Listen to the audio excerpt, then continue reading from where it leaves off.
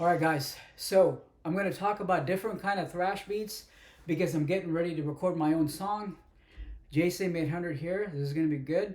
So what I've done is I've just connected this right here, right, to the computer through a MIDI interface, and I got the drum map to work. Okay.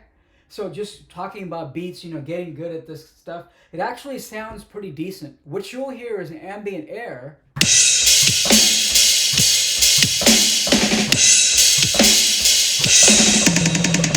Right? What you're hearing is ambient air, but when it's recorded and mixed, it might actually sound a little bit better, right? So what's happening is when I do this, right? What's happening is it's just triggering a pre-recorded sound, much like a trigger. The only thing here, everything sounds good except this right here. That's going to sound the same all the time. Because you're not going to get that acoustic kind of big rollout. You know what I mean? That big kind of reverb. So anyway, I think I can use this to record a song. I actually did a lot of work yesterday. And, I was on a roll. And I think I got the first 3 minutes of it down.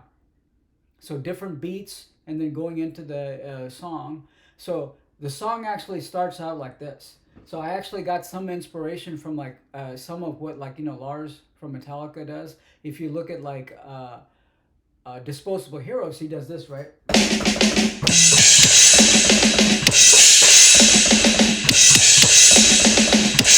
that. It's like.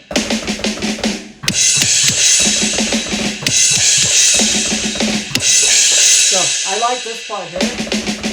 So I put that, basically it's just outlining the, each sort of the note of the, rhythm, right? So I kind of like how I did that. So I put that in my song. So it's the first riff. I'll play you the beat for it. Can't play you the riff, but I'll play you the beat for it today, right? So it's like this.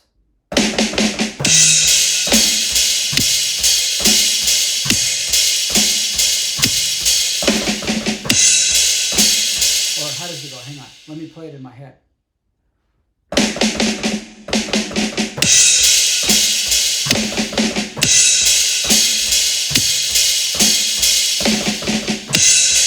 Something like that. Okay? So, I think this is going to turn out to be not like a banger, It's more like a thoughtful song. Kind of like World Needs a Hero or later Megadeth, Countdown to Extinction, that kind of stuff. There's no skank beat in here because I haven't really, this is my first attempt, right, to do something like this for this kind of music. So most of the beats are just like this. This is about as fast as it gets so far.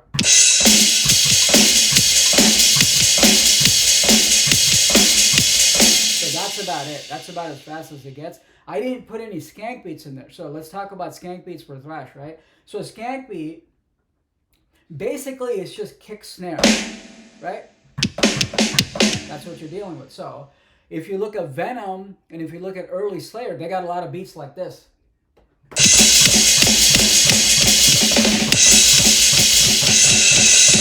Now, I get a lot of criticism for holding the sticks like this, but the problem is this is almost like a toy kit, for any real drummer, and I'm not a real drummer. They want to hold their sticks like this, like Nico McBrain.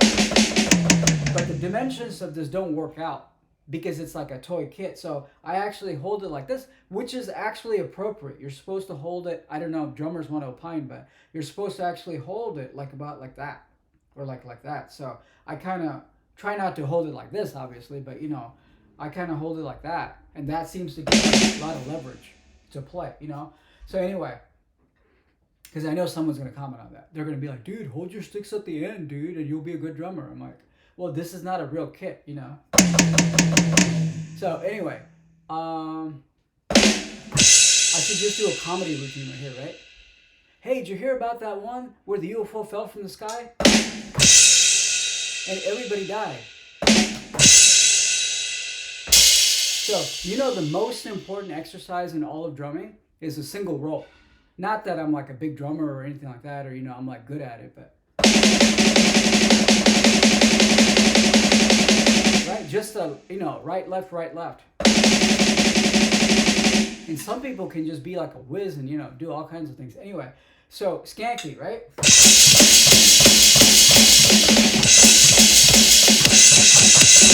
So I could do that, but then it starts sounding kind of clanky, you know. I don't know if I can keep it up for like 5 minutes, you know.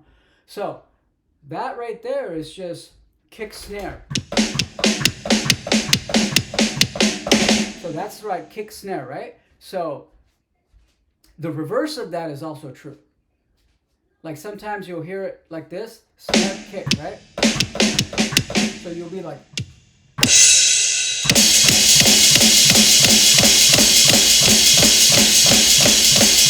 so forward it'll be like this.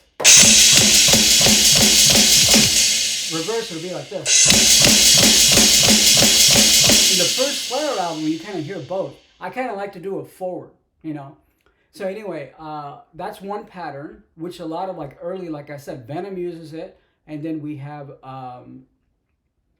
the first Slayer album. Now the second variation is this. This is the Ace of Spades beat. So it's like bukta bukuta, right? It's snare kick, kick snare, kick snare. So we can't do that fast. They do a lot of this in Metallica. But the thing is, when you do that double, it's actually using the double bass. So it's like that part is doing the double. That's why it can be like really fast. For Ace of Spades, it's kind of this weird thing where. So I have a hard time doing that. You really have to, you know, have good control to do that, right? So I'd rather prefer to do the Skank beat like Venom. You know, just the kick snare, and that's it. And then occasionally put in a double kick on there. So this is actually valid. You know, a lot of Venom is like this. A lot of first, you know, the first Slayer album was like this. So this is actually valid to just do this. If you can get it solid enough, right? So there's many variations of Skank beats. We talked about the forward, the reverse, the kick snare, and then kick snare, kick snare. Right? That's actually a little bit harder. So this is why Motorhead's actually harder to play, because it's not like, this is kind of almost, I think about this as double time. I don't know if, you know, if that's a specific way to think about it, but you know how like Ace of Spades is like this, right?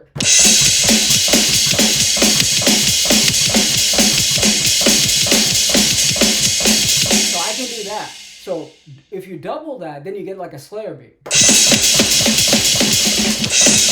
So that's more like, you know, a DRI, and then that's what Slayer's influence, you know. I don't know if, I'm not going to say Slayer's influenced by DRI, but it's kind of like that. You know, you see Dave Lombardo wearing like DRI shirts, right? So, and they even toured and stuff. So no, none of those beats on here yet till I kind of perfect it, right? So that's pretty much it. I mean, you know, you can go, you know, or you can go.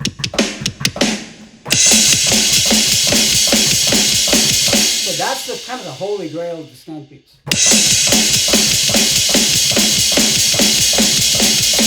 Right? That's that kick snare, kick snare.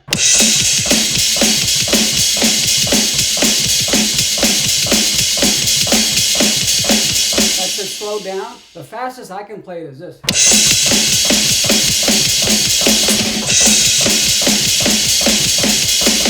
And if I fuck up, that's when I put in that, you know. Okay, well, I was gonna make a joke, but I don't want to do it. It's probably not a good. It's probably not good to do that anyway.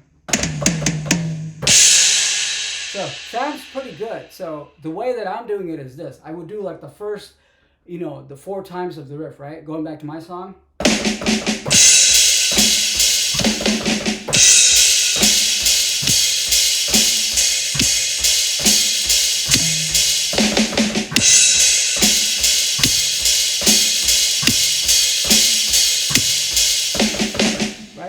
I do that portion and then I just stop in case I fuck up. And then what I do is that turns into basically a sequence, right?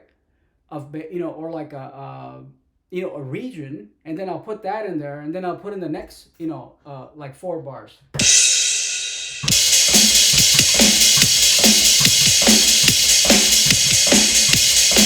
Right? I'll put that out in the, so not too crazy here, not too many crazy fills or anything like that, because this is kind of the first time I'm doing it, kind of, you know, putting it all together. What I don't want to do is copy and paste it.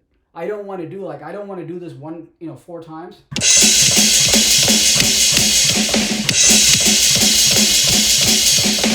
And then just copy and paste it. And then that would be the whole song. I mean, you could get away with it, but I think there's something about it to where we can kind of discern that, oh, wait, this sounds too mechanical, right? So it's like you almost have to, you lose that feel. Because we're good at spotting fakery, right? Human beings are good at spotting fakery. So it's like, if I just copy paste it, it's not going to work. So I'm going to actually try to play through it, even if the same parts are, you know, repeated, right?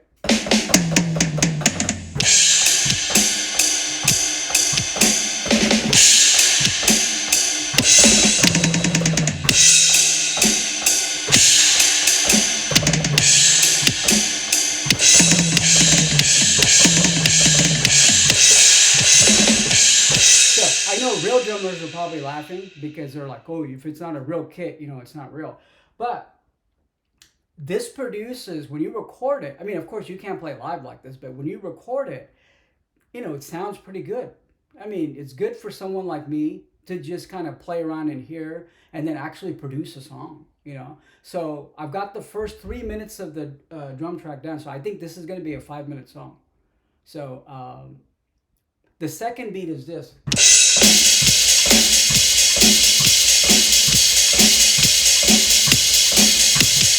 Something like that. And then I think we use the same beat for the verse. And the chorus is going to be kind of that, you know.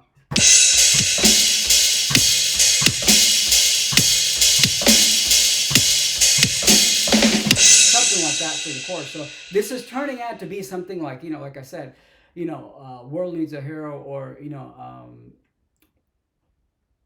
something, I think, something like that, right? Something like that. Maybe it's kind of like it's more like an epic song, but not a banger. You know what I mean? Kind of like a thoughtful, right? Countdown, kind of that kind of thing. So it's not turning out like early Metallica. Sometimes a song kind of takes its own thing. You start writing it and you're writing it and you're like, okay, it's sort of going a different direction from what I started with. You know, maybe I will eventually write a song like this.